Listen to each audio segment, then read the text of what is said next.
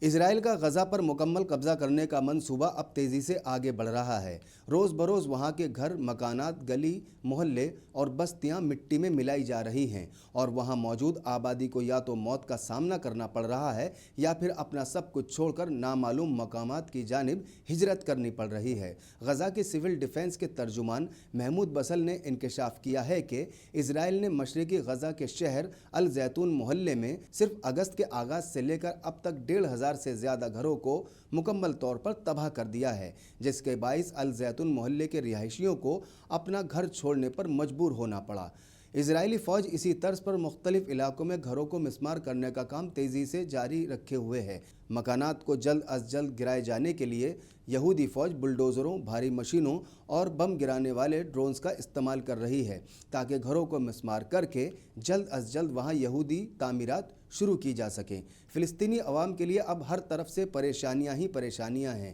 ایک طرف ان کے گھر گرا کر انہیں گھر سے بے گھر کیا جا رہا ہے تو دوسری طرف جہاں یہ لوگ اپنی جان بچا کر جا رہے ہیں وہاں بھی اسرائیل فضائیہ حملے کر کے انہیں موت کے گھاٹ اتار رہا ہے۔